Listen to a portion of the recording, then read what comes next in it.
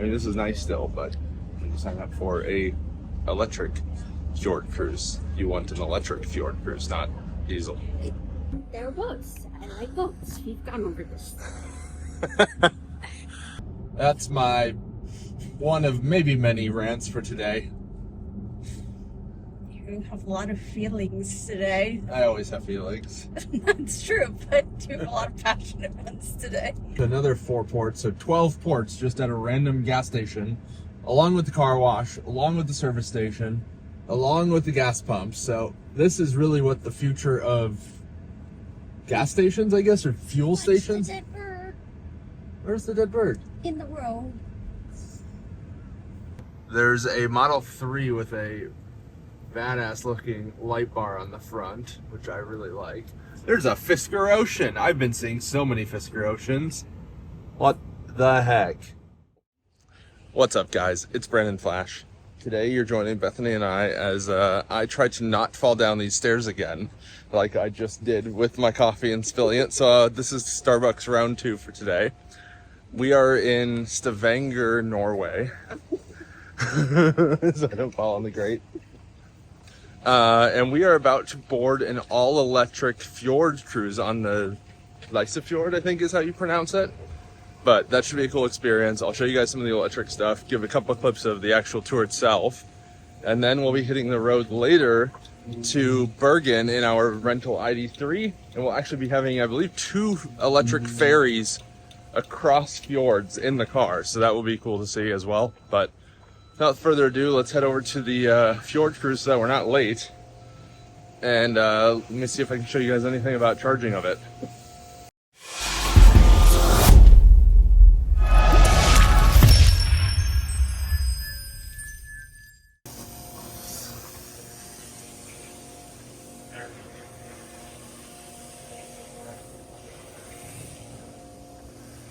You can see the massive cruise ship and then our little boat to the left there. So here's the ship. Boarding here in a second, but you can see it plugged in there. High voltage lines.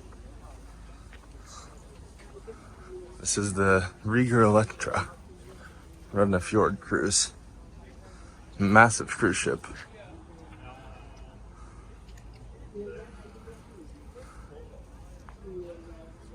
So I guess we're actually on the smaller boat for the 9:30 cruise. Interesting. Well, it seems that by booking the 9:30 this morning instead of the 10, we're actually on a smaller ship, which is seemingly diesel as far as I can tell, because it sounds like the engine is rumbling, which is also a lot smaller ship. There's also no upstairs and no outside seating. So, pro tip, if you're doing this, apparently you want to book the 10 a.m. or later ones. Seems a little bait and switchy to me that they talk about electric cruising and everything on the website, and I guess I thought they had more than one boat that were all electric. Seems reasonable. I mean, this is nice still, but when you sign up for a electric Fjord cruise, you want an electric Fjord cruise, not diesel.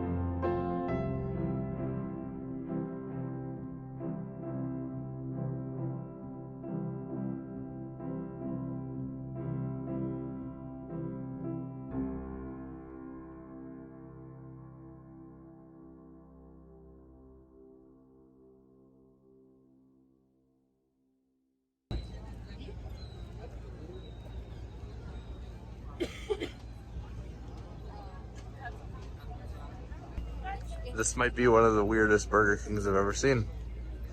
Apparently 1883, I don't feel like that's right. Never was here before.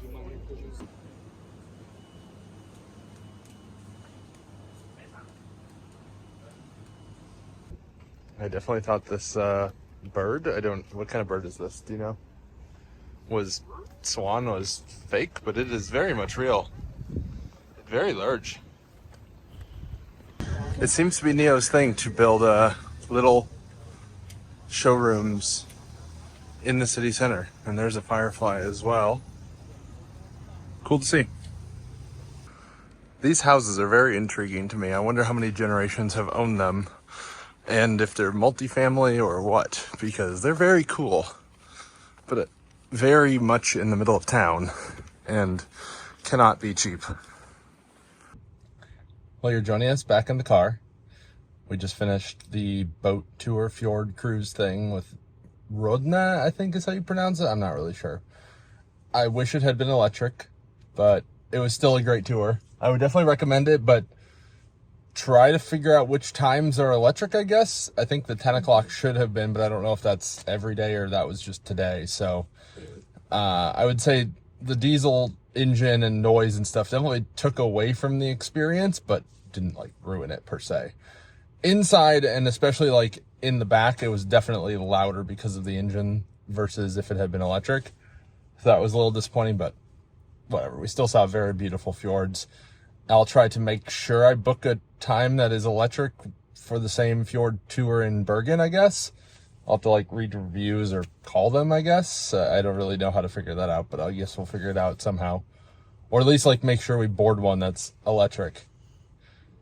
Since apparently if we had taken the 10 o'clock, which we were in the line for, but then they were like, oh, well, the 9:30 is over there because the 9:30 is what we booked. We just joined the one line that was there. And then, yeah, the 10 o'clock was the electric, the 9:30 was the diesel. We could have gotten on the 10, but we still would be on the cruise at this point. So I'm glad we're not, I guess, because we have like 4.5 hours or so to Bergen. We were going to go to the oil museum, and that looked really cool, but it's $18 a person. And we probably would have only had time to go there for like an hour or so, and it just wasn't worth it at that point. I was telling Bethany, I wish they had like a $5 like quick visit kind of option just to like see it and experience it, but not like spend a whole day there. But yeah, that's not an option. So it's either we go and we pay $18 a person or we don't go. Like it's just too expensive to go for 1 hour. It's not worth it. Agreed. What did you think of the tour? I always love boats. You're just so, I always love boats. Yeah. I mean, I'm glad we wound up sitting on top, even though it was mostly standing room. So also something to be mindful of. It did look like the electric boat had more seating up top. On this one, there was just like a singular bench that like you could sit on either side of, but like not that big. So it was a lot more standing, and when it's going like 25-30 miles per hour, it can get a bit breezy, but I love the salt air when it's doing that, so it's fine. But it definitely, you feel it like on your face and stuff. I'd probably put on some lotion or something beforehand for the wind chapping, especially if it's like a colder day or anything. Yeah, but I mean, it was still like not a full-on informational tour as far as like they weren't talking to you the whole time, but they told you the important parts, which was nice. And it was also nice that it was a 3-hour cruise that gave you enough time to like experience it, but also just like enjoy being on a boat for a little while as well, rather than constant information intake the whole time. Yeah, I would agree. And they also spoke in at least three languages. Yeah, I think it was English, Spanish, and maybe Norwegian or maybe Italian was this last one. I'm not really sure. Yeah, I'm not really sure either, because there were, I think quite a few Italian people on the tour. Yeah, the cruise ship that had disembarked like right before we joined, they were from Italy. I mean, I'm sure there were people from other places, but like it was an Italian cruise ship, and there seemed to be a lot of Italian people just around. Strange, because I really don't think Norwegian actually was one of the languages it's spoken. I mean, would a local take a fjord cruise? Probably not. Yeah, true. I don't But yeah, I really enjoyed it. I would say the Prekestolen or the Preacher's Rock or Pastor's Rock or whatever was actually a little underwhelming. Like, it was kind of cool, and I'm sure it's really cool to, like, go hike on it, but from below, it was a rock. It was cool, but, like... Yeah, I think I thought it was, like, an overhang more so than just, like, an offshoot. Yeah, I mean, I think it depends on your adventure level and, like, what you're really down for. But I think taking, like, the speedboat, open boat, where they put you in, like, full-on, like, they call it the rib suits boat and tour. everything, and, like, take you under the waterfalls and, like, do all, like, more crazy stuff. Like, yeah. I do think that would be not while pregnant, but a cool experience. I would agree. Like, if you're looking for a scenic, casual photo tour, this is the one to do. Mm-hmm. If you're looking for more of like an adventure, like you're going out for a day on the boat, like the rib boat tour is what they called them, that did look like a lot of fun, but you're definitely going to get wet. You do wear like a wetsuit kind of thing that they give you, or like a dry suit. Yeah, I think a dry suit, not a wetsuit, because it goes over your clothes. No, wetsuit, you actually get wet. You're just being insulated. Dry suit is like, sure. Yeah. You put on a dry suit, and then you go out on those, and those looked, I mean, they were flying by us. Like, they were doing circles almost kind of around us because they were going over our wakes. Yeah, one of them even like went right behind us on the wake from the big cruise boat and like was full on in the air. It was pretty cool. So it does look like it would be a lot of fun if you like that side of things. If you don't, do the tour we did. Yeah. But and if you want to get a reason to do the tour, and if you really want to get crazy, then go hike. Yeah, there was an option to do like hike and boat and like a guided tour kind of thing. Too. Cave tour, I think, or something was another part of it. Yeah, I don't know. It seemed like a cool thing. If we had more time, we would probably go hike it because it sounded. They said it was a 2-hour like prepared trail, so maybe it was easier than we thought, but still, not something we had time for, and not while pregnant. But anyway, we are headed to Bergen now, so we have about a 4-hour drive or so is what Apple Maps says. So let me pull that up on the nav here. We'll get everything all situated. We're in the parking garage right now under Stavanger. We have 2 electric ferries, or at least what should be electric ferries, that we'll be taking on this route on the E39. But let's take a look. So here are the different routes. So we're staying not in the main like tourist harbor per se. We're staying at the Moxie. I had some Marriott points to use, so that made a lot more sense than spending a fairly expensive amount of money on hotels. This is like the main tourist harbor, if I remember correctly, and then this is like a kind of a secondary one almost. So there are 2 options to get to Bergen from Stavanger. I'm sure there's more, but these are the 2 options that Apple Maps shows. There's this route, which is including ferries, and then there's this very roundabout way that includes 8.5 hours through the mountains and such. I'm sure that's a beautiful drive, and if we had more time, I would probably do both. Or like if we came back, I would probably time it that we could take that way.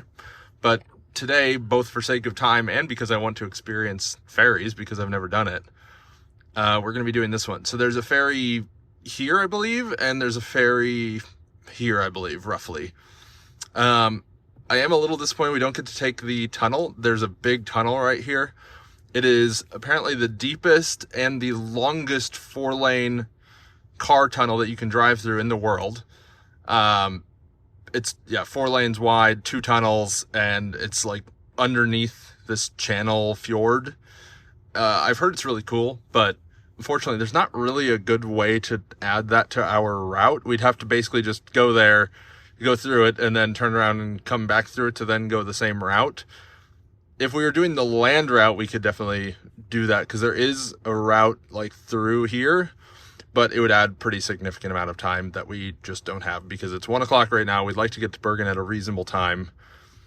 So we'll hit go there. It's only 128 miles, which is like not much at all.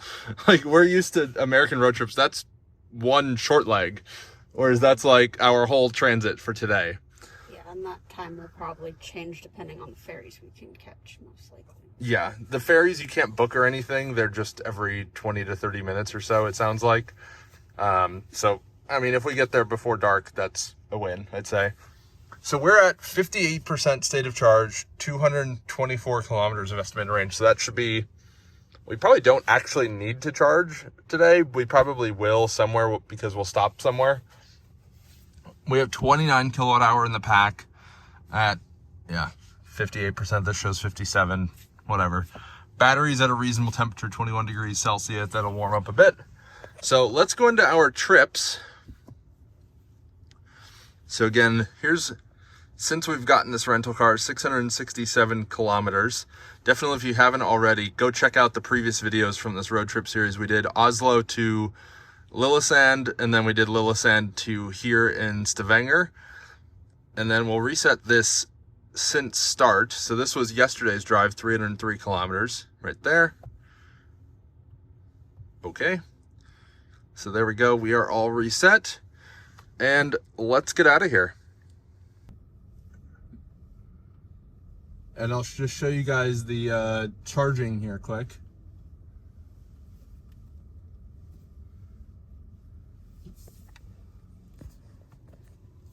So here's the charging station in this parking garage, which is pretty cool. So there are AC units, there's one there. And each one of these is dual output, and in Europe it's bring your own cable. So you just plug in. And as far as I can tell, each one of these is 32 amp. So you'd get 3-phase, either 230 or 400, not entirely sure. So somewhere between like 6 and 11 kilowatt shared or 22 kilowatt dedicated, which is pretty awesome. Oh, and actually there's even more than I thought. There's a whole extra row that I didn't even notice before. So there's, I don't even know how many. Someone count these and then count the units, multiply by 2. And then you'll have the number of ports that are in this garage, which is awesome to see. Maybe there's even more around here. That's a nice ID Buzz, blue. We got a Neo, iPace. Oh, they're working on the HVAC system here. Oh, that's a work van ID Buzz. Another work van ID Buzz. Got an Aria, EQA. Another iPace, another work. Actually, no, that's a personal ID Buzz. Mach-E GT Performance Edition. How do I get out of here? This way, I guess. Got an e-Golf. And let me figure out how to get out of here.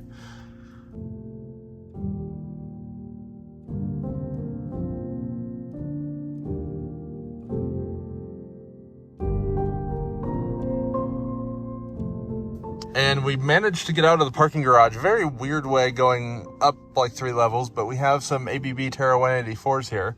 It looks like they adopted the little covers that I did first, actually, on the emergency stop, at least on that one. But cool to see. And now let's get on the road.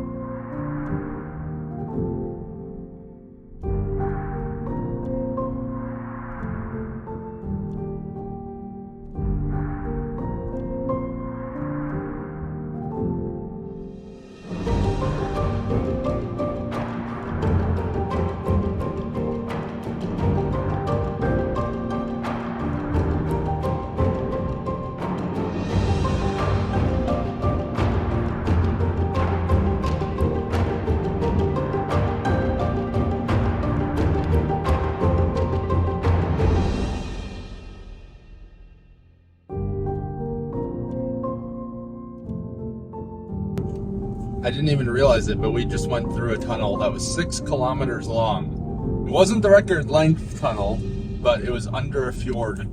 We were 300 something meters under the water, which is very cool, actually. I've never done a tunnel like that before. What'd you think?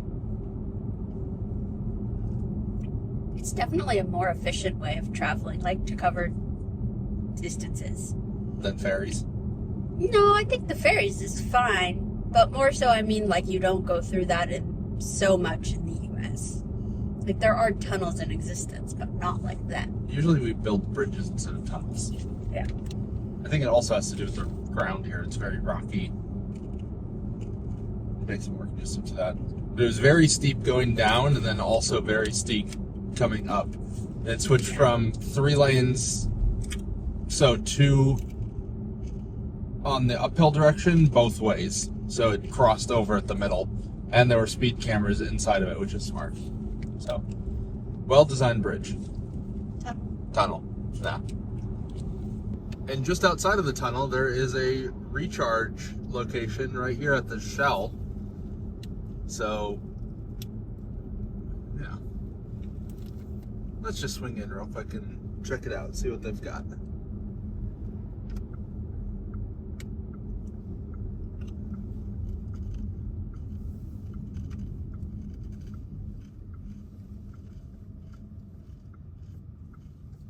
Oh, looks like they're tearing up a bunch of stuff. Let's see if we can find the chargers. Hopefully they're still here. Not that we need them, but still, just in general, hopefully they're still here. Right there, we drove by them. Oh, I didn't see it. Rogueland Electro. Oh, it's like an electronic shop kind of thing. Like home electronics, I guess. Let's see what kind of charging we've got here. If we've got full power. So we've got an ABB Terra 53. We've got AC charging. We've got an FSAC. What the heck? And we have another ABB. That's an interesting mix. And we have some sort of Honda electric car? What the heck? I don't even know what that is. The charging station might be a throwback to 2012, but this is an awesome view. Look at this. This is crazy. I don't know where the tunnel exit was. Is it? I think, oh yeah, the tunnel exit's up there. So 22 kilowatt AC, 50 kilowatt DC, 50 kilowatt DC. This is an FSAC. Then looks like they removed one of the chargers here. And there's your distribution panel and another ABB 50 kilowatt. So these things have seen better days, that's for sure. No. Bethany, what did we get? A milkshake. And why did we get a milkshake? Baby ones for baby kids. You mean baby gets what baby wants? Yeah, that. You want to show the audience your milkshake and give an impression? Be careful with the mess. It's okay. You'll be okay. Nothing runs like a deer, John Deere, in Norway, which is interesting. Pretty good. Let me try this out too. They use paper straws here, which I absolutely hate.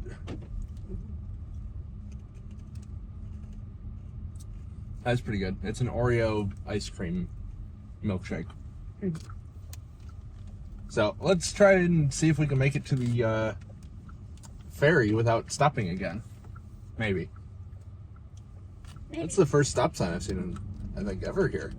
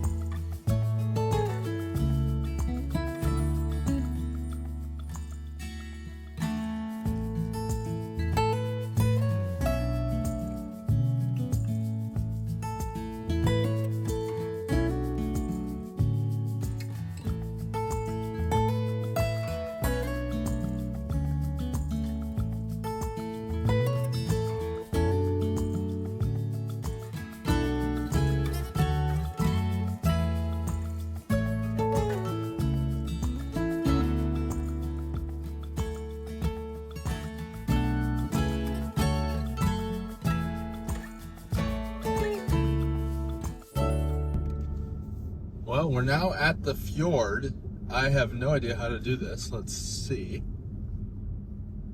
AutoPASS. I don't know what the difference is here, but okay. It should just read my plate and continue. So cars. Not sure if it matters.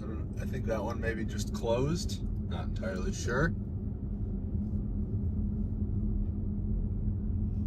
Go behind this Model X. So it looks like the next one will be in 12 minutes. Looks like, yeah. You can see that one just departed, and that was at 2 o'clock. There you go, and it is 2:03. So we missed it by 3 minutes, but that's okay.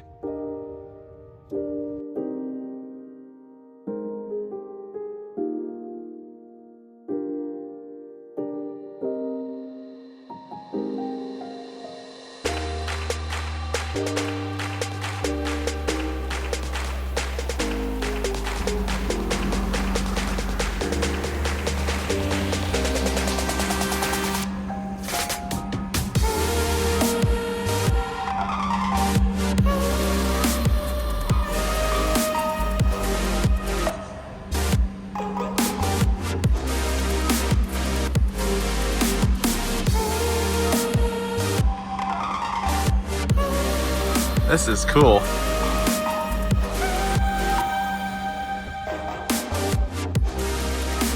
I can't see if we're charging or anything, but very cool view.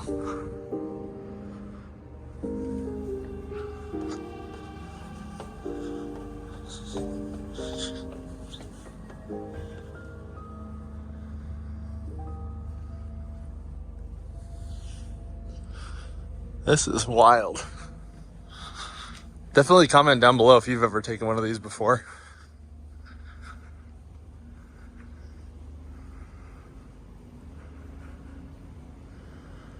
Wow. It's all electric, so it's silent. Silent-ish.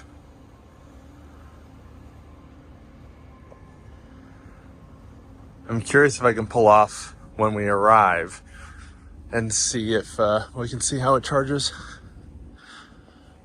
I think this is backup diesel or just exhaust.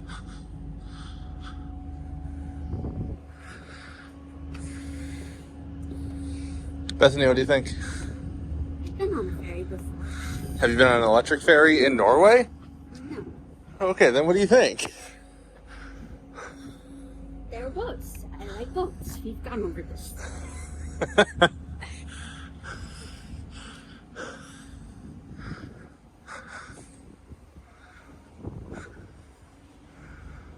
This is cool.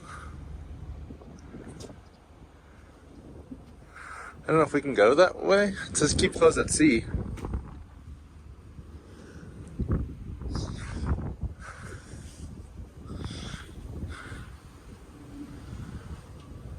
Oh, yeah, I don't think we can go in there.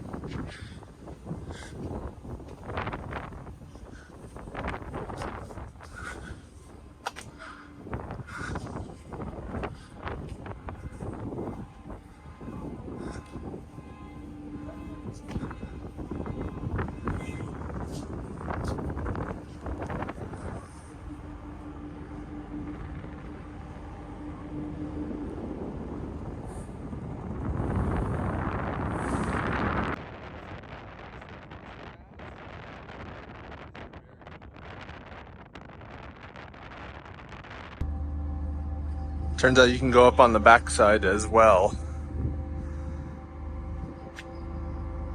But you don't want to be the last or the person that delays the boat from leaving. So I'm going to go inside here in just a moment and then go back to the truck, or not truck, car. This is cool though.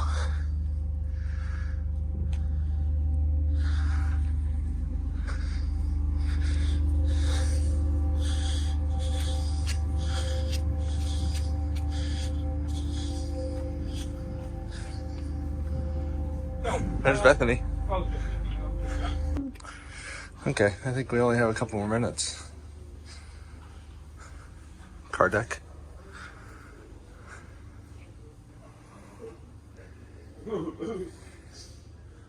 That's cool. Let's go back to the car. Back to the car deck? Or I guess we can go this way.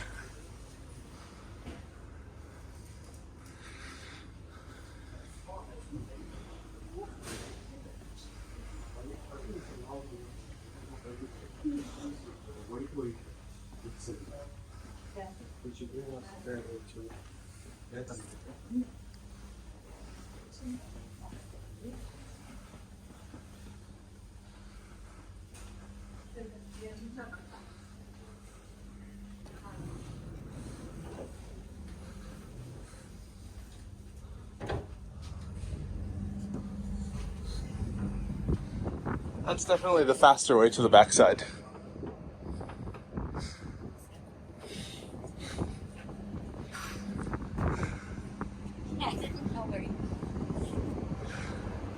There's our car.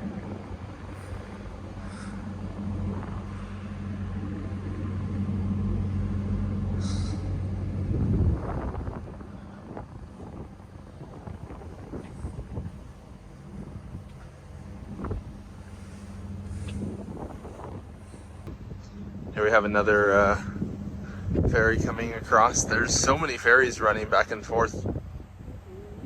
That's great. They run 24/7.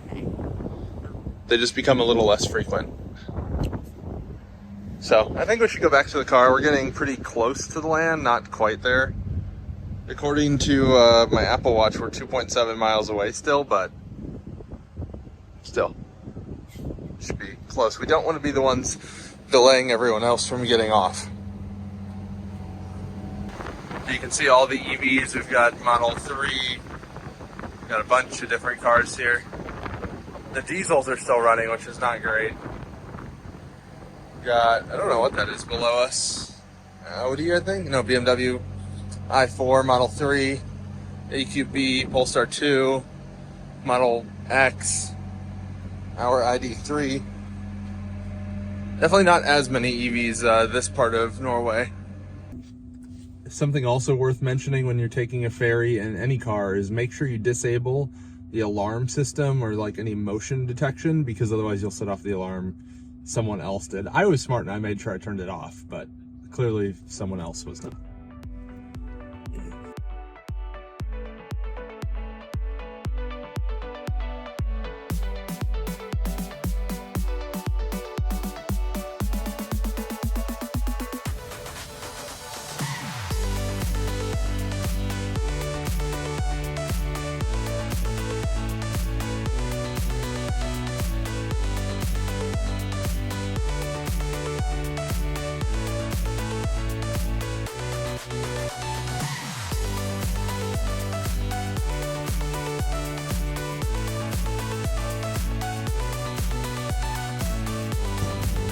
Well, we made it to our first ferry. It was uneventful, as it should be, considering these are just like a way of life for people here.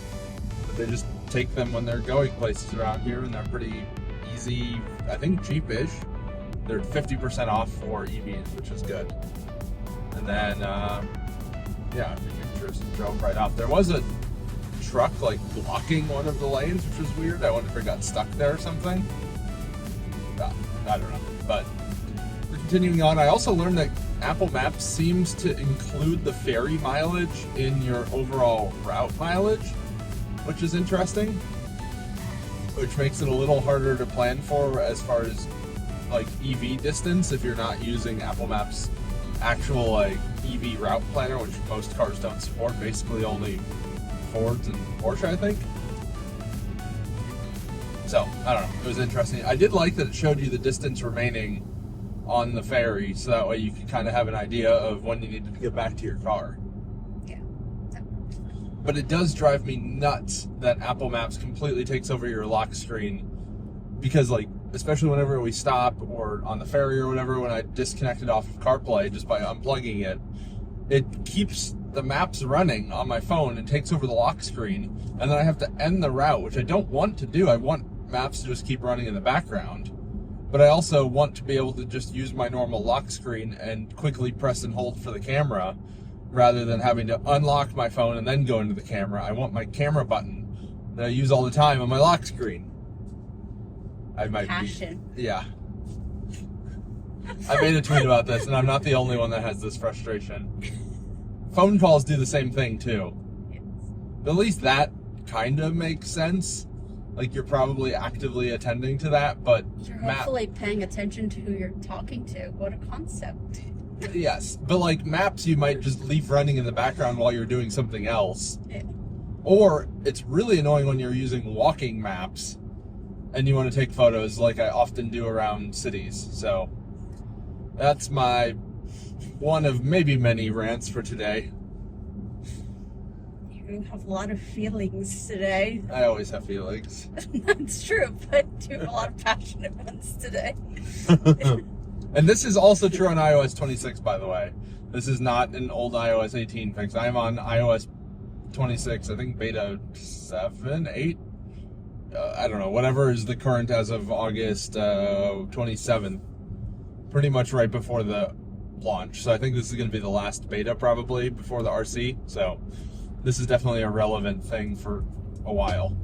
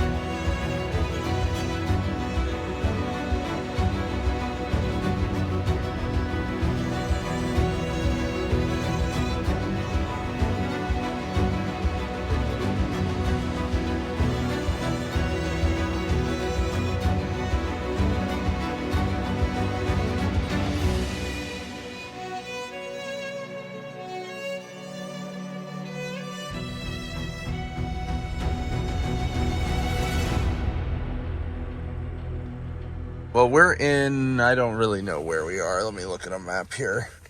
We're in a place. We're at a Circle K. We're in... I don't even know where this is. Learvik? Which is... I don't know, halfway roughly between Stavanger and Bergen. I wanted some Circle K raisin buns because they're quite delicious. There's also an Ionity in the back here. And we have a bunch of trash that I want to throw away. So we'll do that. There's also a Tesla supercharger right over there. Looks like a 12 stall version 3, all pull through, of course, because that's what they do here. So yeah, let me grab some buns. I'll show you guys the Ionity and then we'll carry on. And we are at 27% state of charge. Let's see the efficiency here. Very good, I know that. So we've driven 117 kilometers so far today, 4.9 miles per kilowatt hour, which is just wild. And our long term, so since we got the car, 4.3 miles per kilowatt hour, almost 800 kilometers. And we've driven 190 kilometers on this charge, which I believe was to 70%, if I remember correctly. 4.9 miles per kilowatt hour. Bethany has been napping, but overall, it's a completely different pace of road tripping here than in the US. In the US, it's go, go, go, go 80 plus miles an hour for as far as you possibly can, drain it to empty, charge, and repeat, basically to cross the country. Whereas here, it's your charge goes far longer than you want to drive, and there's charging everywhere. So you can just charge wherever. You basically don't even have to think about it. Realistically, I could plug in here. We could be here for 10 minutes, basically the time that I've been talking, and then we probably wouldn't have to charge until a couple days from now on our way back from Bergen to Oslo. But I want to charge when we're a little bit lower so I can get more of a charge curve. But like, charging is just completely effortless here, and you just drive. So there's a car wash here, it seems. And then here we have the Ionity station. These are old tritium units that the screens like to go out on. They actually have a little instruction next to the screen showing how to use them without the screen working. There we have a Ford Capri, which is an MEB car, so basically an ID.4, ID.3. We have a A6 e-tron, I think that is, and an EQA. All cars that we don't get in the US, so that's pretty cool. There we have the tritium cabinets, and then we have the absolutely massive transformer, probably 480 volt if I had to guess, just knowing Ionity. But yeah, that is a massive transformer. I just don't understand why that's so big for them. Oh, and then we have a automatic car wash here as well. So we'll grab our buns. They've got truck diesel over here, stretching our legs a little bit. Time to continue on. Not entirely sure how far the next ferry is. Can't be too far.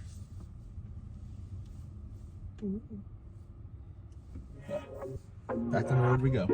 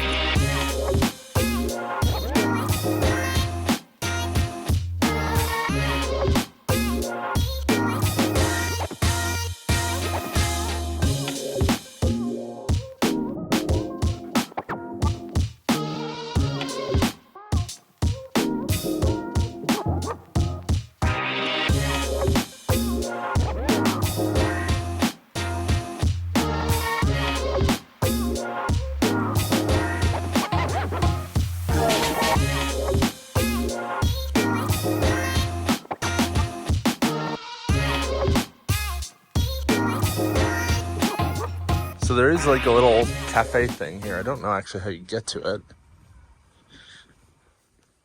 There's a boat coming up. Trying to see where charging would be, but I don't really see any. See the boat's way out there. Wonder if it's on the other side.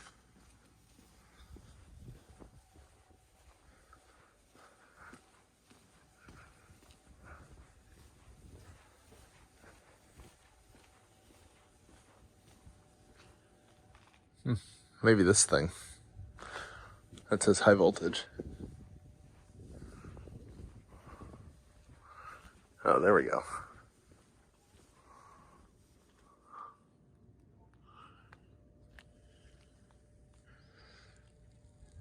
That looks like charging.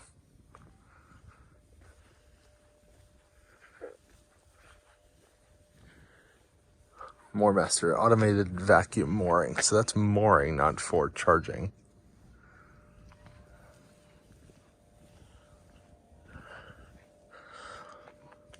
Well, maybe. So Cavitec, I know they do make charging equipment for these ferries. So it's possible that that's what this is too.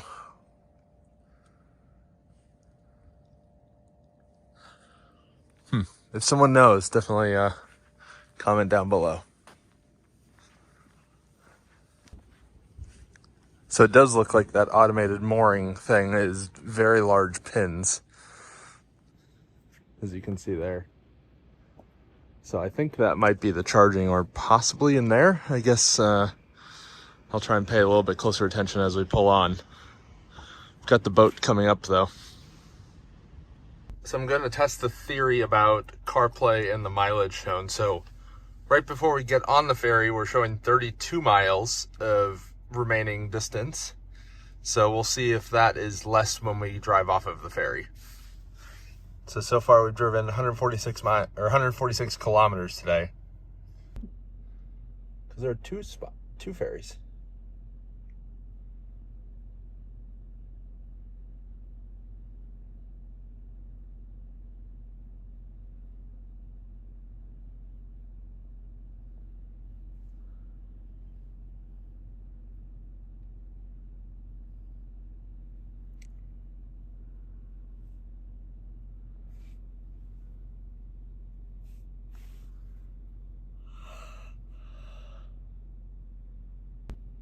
So it looks like maybe our ship goes from the other ferry spot. I can't quite tell, and it's not charging. So maybe it charges on the other end and we can try and pay attention there. Not really sure. I guess I'll figure out what the car next to me does and follow them, because our ferry is in 5 minutes. And there's a ferry spot here and a ferry spot there.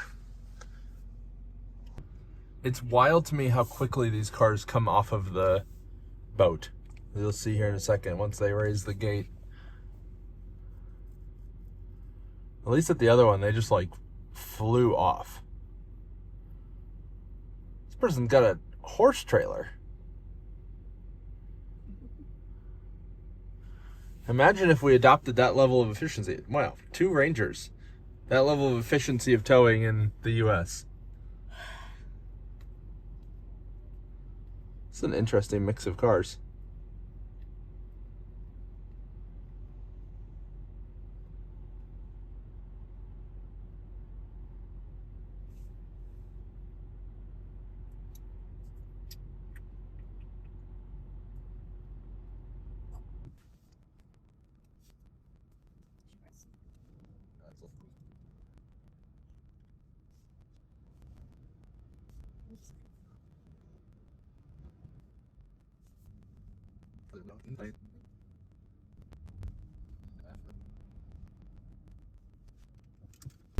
Well, we're about to get going. We're on board.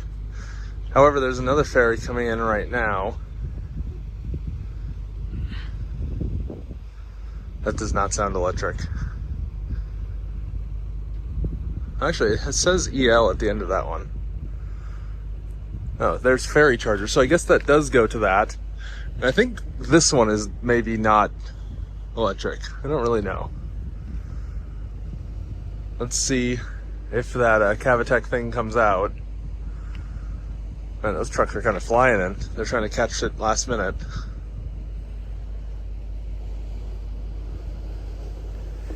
You can see that one's electric. Let's see if it'll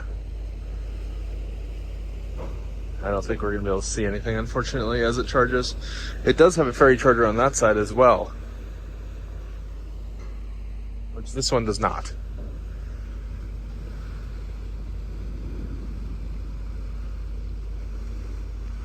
See all the wind turbines up there as well.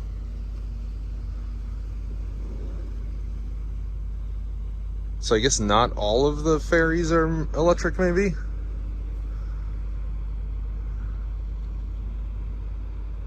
We will find out here. So we're moving. Let me cross through and inside and see if we can see anything charging wise. Doesn't look like there was any sort of charging on this one. So maybe we've been riding diesel once. Not entirely sure. Crazy, crazy views.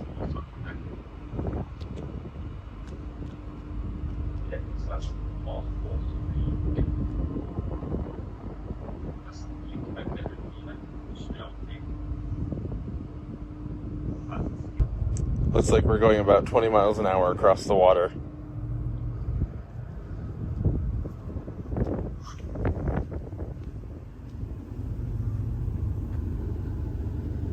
Can hear the diesel, unfortunately.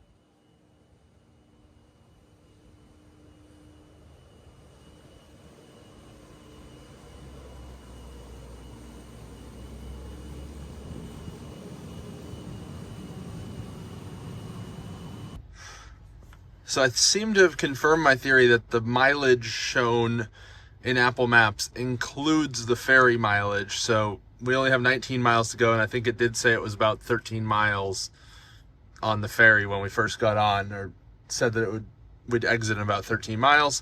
So we've got 26 minutes to go. We're just about to get off the ferry here. We're docking here in just a moment, as you can see there. I do want to try and pull off to the side after we get off the ferry just to see what the setup and such is like. There's a charging station there. I'm probably not going to charge there since Evany, I don't believe, is on Elton.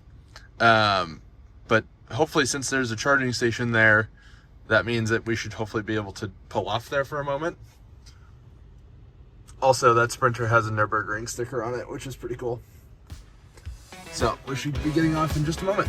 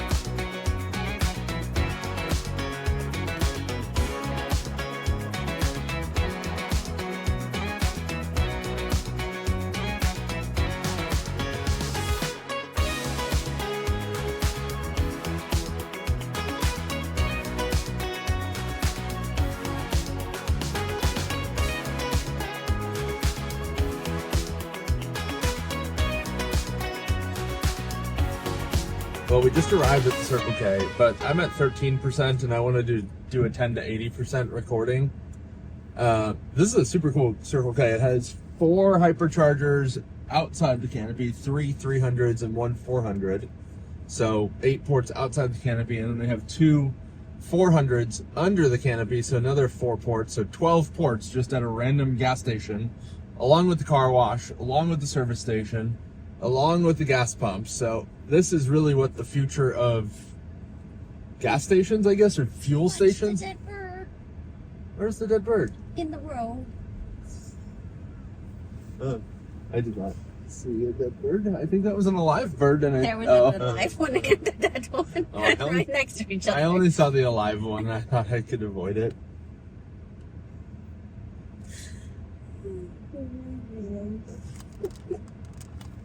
Anyway,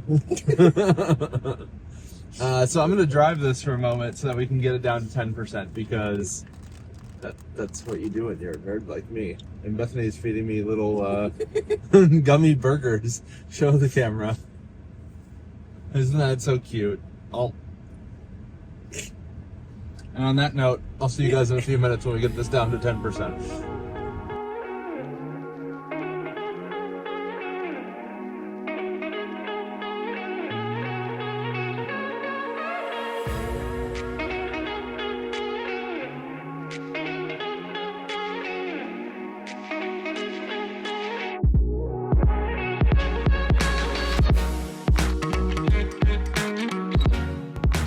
Well, I've got the heat and the AC blasting. We're pulling 3.6 kilowatt, which you can see right there. We're at 11% state of charge, showing 10.01 there. So I don't know why that hasn't updated to 11 or to 10% yet. But anyway, we're back at the Circle K. There's a Model 3 with a badass looking light bar on the front, which I really like. There's a Fisker Ocean. I've been seeing so many Fisker Oceans. What the heck? Why are there so many Fisker Oceans here? And just wanted to show some stats. So here's the stats from today, if it wants to focus. There we go, 4.7 miles per kilowatt hour. That is a bit skewed down since I was just blasting the AC and the heat to drain the car a little bit, so that got dragged down. 175 kilometers driven today. Long term, so since we got the car, 4.3 miles per kilowatt hour. Today, 4.8 miles per kilowatt hour. What else did I want to show? We have 5.4 kilowatt hour in the pack. We're at 10% apparently, with 14.8% as the BMS state of charge. And the battery is decently warm, so should charge pretty well, hopefully. And again, this car has 21,000 miles on it, something like that. Let's see. Vehicle, I think that's in here, status. Yeah, there we go. So 22,660 kilometers. Yeah, it's showing low range. So there we go. And just like that, we just ticked down to 10%. So I'll set the climate to more reasonable temperatures. Though realistically, we'll probably just open the windows a little bit. And then that way it'll be nice and comfortable. So let's get charging started. Let's set my charging limit to 80% before I forget. People are probably wondering why I'm charging on the 400 instead of the 300. And I don't really have any good explanation. I'd get full power on the 300s, but I like the 400s and I like being under the canopy. It makes for a better photo. So that's what we're doing. Let's get started here. So let's get started. We'll get plugged in.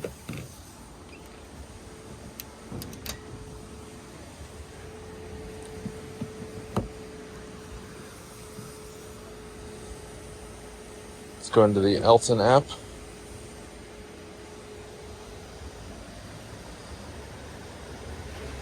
We're at Nestung. Plugged in. We are on 339162. Start charging.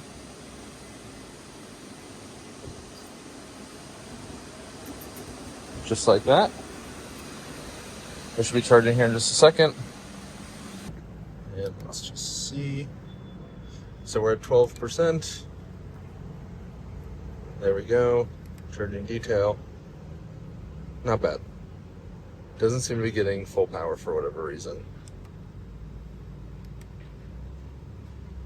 This e-Golf is charging very slowly. Here's an update on our session. 47%, still doing 77 kilowatts. Seems to not be doing as well as the previous session that we started at 4%, but still not bad. 77 at 47%. Okay. 95 kilowatt average so far. We've added 21 kilowatt hour. I'm really impressed with this gas station because there's truck diesel, normal gas and diesel here. There's car wash, like detailing bay, an automatic car wash, and then 3 self-serve car washes. So really well set up as a city type charging station. I must say this e-Golf charged pretty darn well. 50 kilowatts, basically flat until it started tapering down to 90%. Let's go into English. Board.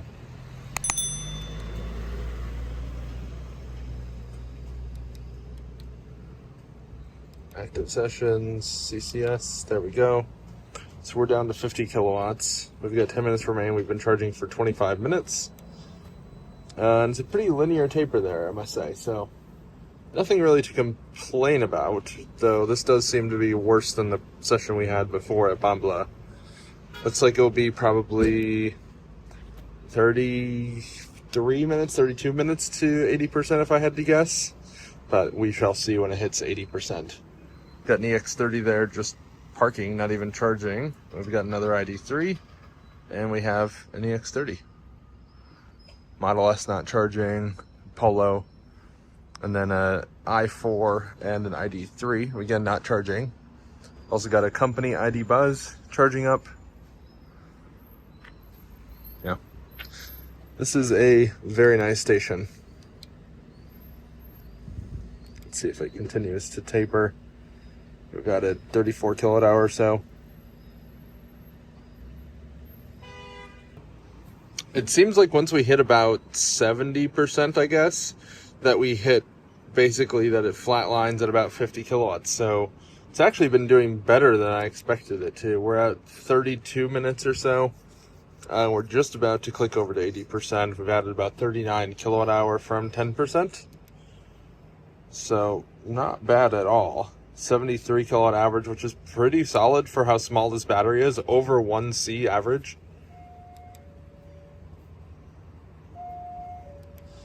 Let's see. So there we go, it's finishing up. And also, just to show how peaky charging can be, there's now no one charging on those. But what the heck? There's a Trans Am, I think that is. The Pistol Pace car. Wild.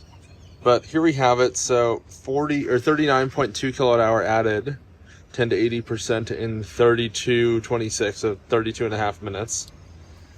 And there we have the charging curve. So pretty respectable result, I'd say, especially for how small this battery is. Of course, I wish it was faster, but I certainly can't complain. Let's unplug. Having a handle makes it a lot easier than a lot of the charging handles we have in the US that are very awkward and you kind of have to twist. Let's put this back.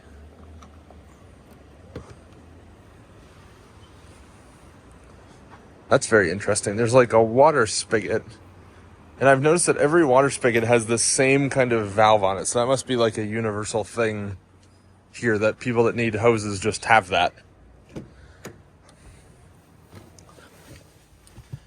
Showing 41.175 kilowatt hour in the pack. 320 kilometers estimated range. And let's head to our hotel. We've got about 15-minute drive or so.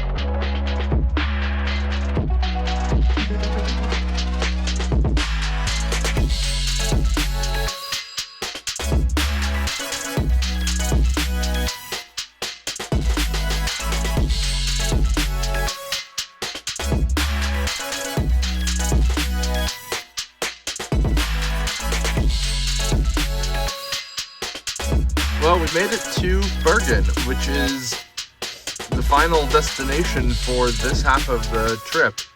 So we did Oslo, we did all along the coast here. There we go. Maybe. Apple Maps is, I should say CarPlay is really awkward sometimes. So we did Oslo, we did all along the coast. Then we did the inland, or the outer loop, if you will, along the coast here. We went up to Stavanger. We then went through the fjords on the ferries. We did a ferry there. And that is one heck of a trip. I have not planned our trip from Bergen to Oslo quite yet to know which route we're going to go. I have done 2 of the options. So we'll see what route makes sense. We'll see if we maybe spend the night somewhere along the way, maybe in Yilo or All or something like that. But yeah, here's our stats. Vehicle, I think. Yep, data. So today's stats, 184 kilometers at 4.7 miles per kilowatt hour.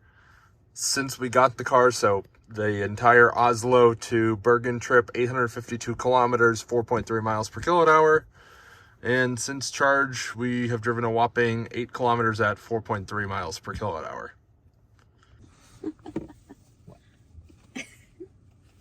What? I'm still buckled. Sassy pun. Bethany, what did you think of this lovely trip? The ferries make it more interesting for sure. I meant more so the whole Oslo to Bergen trip. Oh. I think it was a different pace than normal. Compared to what we normally do in the US. Mm-hmm. But not in a bad way. I think again, the hardest part of it was more so that all of the charging stops are pretty much, or at least ones we stopped at, are not at like real food places. So harder to get in like actual meals unless you're like good with Stopping convenience separately store or stopping elsewhere. Yeah. Which, as people not from here, we don't necessarily know the places to go to. So, pardon the interruption. My iPhone ran out of storage, so I had to delete some old clips that I had already transferred to my computer. Mm-hmm.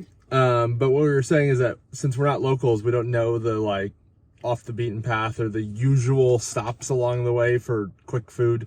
And also food's really darn expensive here. So we don't really want to take as much risk per se when it's going to be like $50 for lunch for the 2 of us. Mm-hmm. And then have it be something that we don't actually like that much. So we kind of just stick to junk food. Yeah, and I'd As say terrible as that especially stopping, or like not stopping, but like a lot of the routes that we've taken are more rural spots, and the more rural you go, the less likely you are to encounter people who can like fully understand English, which of course like isn't us problem. Like they have every right to be that way.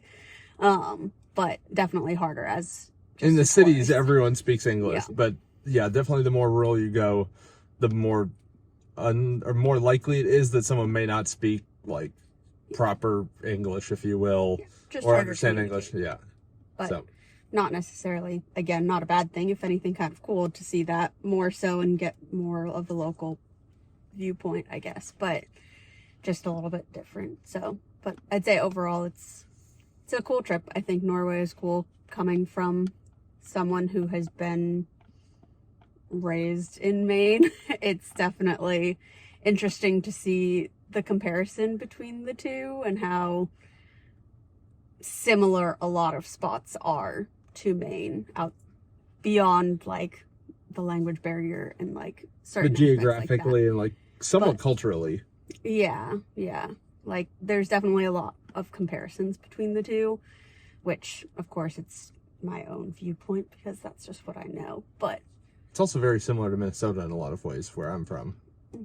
So yeah, but it I is mean- funny though. I opened the Circle K car wash app from the US and just to see if it would work here out of curiosity, because like if it works here, I've got a membership, so I would have washed the rental even though like I don't need to. But the closest Circle K car wash it showed that I could use was in Maine. yeah, I think at the moment my kind of consensus thoughts of the entire trip are if you like road tripping and you really are interested in visiting Norway or somewhere more international, absolutely do the trip. If you are in the US and looking for something maybe more budget friendly, more familiar, a main trip could be beneficial. I will say though, like traveling in the US is not that cheap. Like obviously if you can road trip, that's pretty reasonable usually, or you can make it pretty reasonable if you have a reasonably fuel efficient car. But I mean, aside from the food being expensive, coming here actually hasn't been that expensive. No. I mean, our flights were pretty reasonable. I mean, flights, at least from Charlotte, are outrageous pretty much everywhere. So, like, I've paid more for flights to Detroit or Wisconsin or Minnesota than I have for our flights here. I think they were roughly $1,100 each, something like that. And we had some credits, so it made it a fair bit cheaper. And I mean, hotels are about what you'd expect for decent hotels in the U.S., like somewhere in the $150 to $200 a night range, which is pretty just normal these days, unfortunately. If you're normally a points booker, then it can be a little bit more challenging because Marriott and Hilton don't really have locations in Norway. They only have locations, or Hilton only had places in Stavanger and Bergen, but both were very high-end places, so not great. Quite a few points. Actually, they were pretty good redemptions as far as like conversion ratio of points to dollars booking, but both of them were sold out for the nights because we booked kind of last minute, and they were both really high-end places, so even at a good ratio, there were still a lot of points. Yeah. And then Marriott only has a Moxie in Lillestrøm, which is kind of like outside Oslo. You could take the train in, I guess, if you wanted to be really budget conscious. And then they also have the Moxie here in Bergen that we're staying at, which is, I mean, it's a really nice location on its own, like right on the harbor, but it's not on the right harbor, if you will, for all of the tourist stuff. So I'm going to see what makes sense, if it makes sense to take public transit and leave the car here, or if it makes sense to just drive over there and then use a parking garage or something. But at least since we use points for these nights, I don't really care if we have to pay a bit for parking because it still works out. Food is expensive here, though. Yeah, I think finding good food options, and even us She's having... picky. So are you. True. But I think even hearing from like someone who is a local to Norway say like, don't bother with Norwegian food, that it's not worth it and it's not that great, makes you, I mean, if you're a foodie, which neither of us are, we're not good perspective for that front. I appreciate good food, but like I'm not going to go out of my way for it. No, but I'd say it's definitely a worthwhile trip, especially if you're looking to be immersed in a different culture and that side of things, and just like see something new. Like both of us like to travel and see new places and experience things that like would be different and get you out of your comfort zone a little bit more, which I think traveling internationally does that more so potentially than domestically for us anyways. Yeah. And I enjoy road trips, so I think this is a great spot. I think what we did as far as flying into Oslo, taking the train downtown, spending a couple days without a car in Oslo, because you don't want a car in Oslo. It would be more of a hassle than it's worth. I mean, we would have rented the car and then parked in a parking garage for the first 3 days. And we probably would have paid more per day in parking than it would have been to actually have the rental car. So it would have been more than double each one of those days. So you're better off either taking the train back to the airport and picking up a rental car, if that's what's reasonable for you, or just find a rental place locally. We did it through Avis, but there's lots of options. Definitely shop around though, because I shopped Sixt, Hertz, Avis, and maybe a couple others, and Avis was the cheapest by over half. So it was a pretty significant difference across the different rental providers for the same class of car. I did the small or compact elite electric is the class that I did, VW ID.3 or similar. So it could have been this, or I don't know what else, something similar, I guess. No. And this is actually a pretty great road trip car. It had way more space than we expected. For the speeds and everything in Norway, like, it's great. You don't need something faster than this. It's very efficient at the Norwegian speeds. Yeah. I will say it got really inefficient when we started going quicker in some of the legs 2 days ago, like on the Oslo to Lillesand stretch where it was like 110 kilometers an hour. That was pretty inefficient, but on the slow B roads, it was very efficient, as you guys saw. Yeah, I'd say it's comfortable as a couple. I don't think it would be comfortable if you had more than two. No, but if you're just two, this is a great car for that. If you're more than two, maybe get an ID.4, and then that's basically the same, just a bit bigger and a bit higher. But we were impressed with the cargo space on this too. Like, it fit our suitcases in the trunk. Yeah. Seats are pretty comfortable. The infotainment's good enough. It has CarPlay. So like I was saying before, you don't really need route planning or great software here. You can just drive and then stop where you see a charger, basically, which is really nice. I'm a nerd, so I brought all my gadgets, but like, you don't need any of that. Well, anyway, enough rambling from us. We'll go tour the hotel room and then we'll leave you guys there.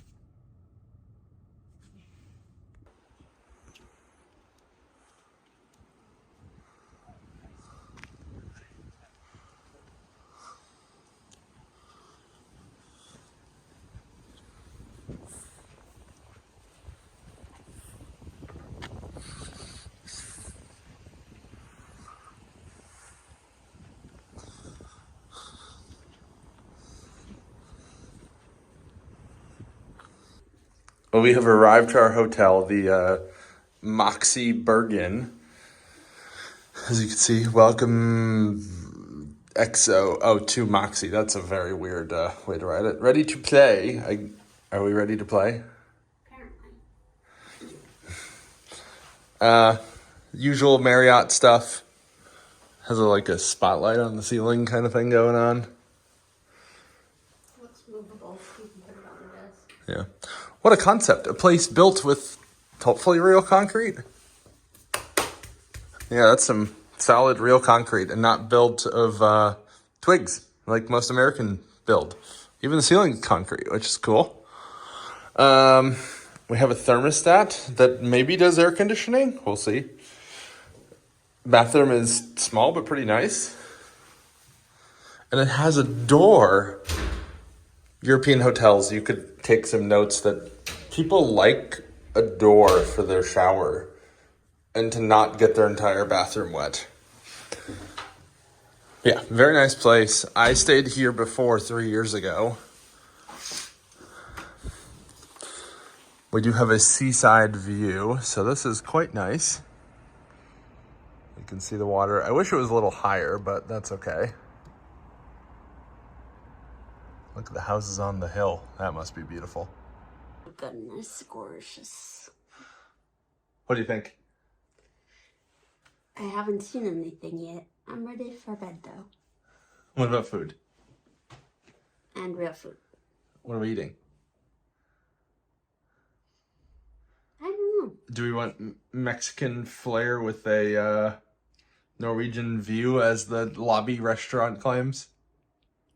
We can look at the menu. Okay. But maybe. I mean, it is very busy down there, so maybe it's actually decent. No.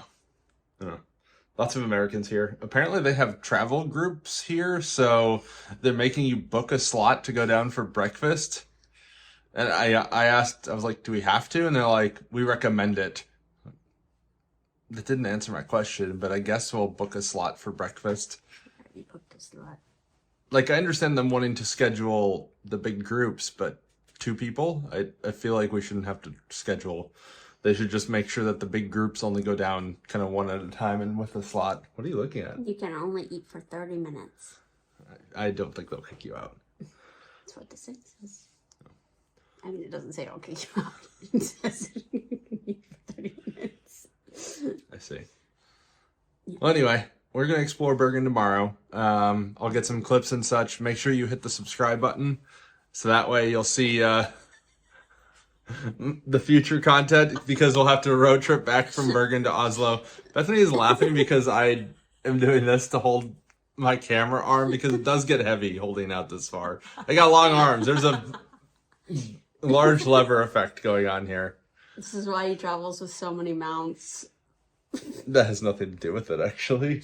I should It travel probably with does. a, You just didn't realize I it. should travel with a selfie stick, actually. That'd actually be pretty effective. Oh, goodness. But anyway, we're going to explore Bergen.